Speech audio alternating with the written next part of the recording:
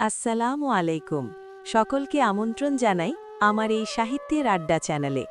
প্রতিদিন বিভিন্ন কবির কবিতা শুনতে আমার এই চ্যানেলটাকে সাবস্ক্রাইব করে যান।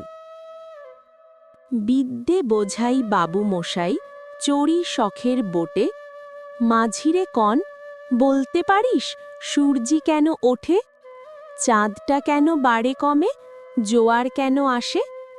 বৃদ্ধ মাঝি অবাক হয়ে ফেলিয়ে হাসে।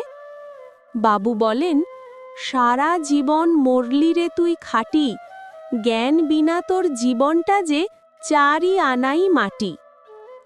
খানিক বাদে কহেন বাবু, বলো তো দেখি ভেবে, নদীর ধারা কেমনে আসে পাহাড় থেকে নেবে।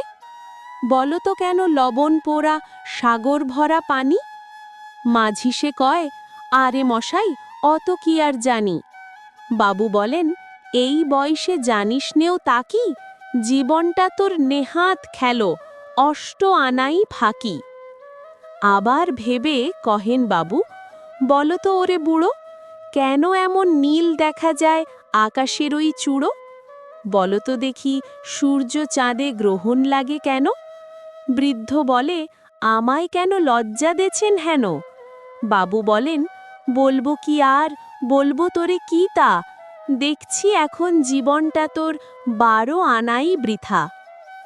খানিক বাদে ঝড় উঠেছে, ঢেউ উঠেছে ফুলে।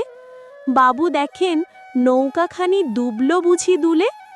মাঝিরে কন, এ কি আপদ, ওরেও ভাই মাঝি, ডুবলো নাকি নৌকা এবার, মরবো নাকি আজি। মাঝি শুধায়, সাঁতার জানো। মাথা নাড়েন বাবু।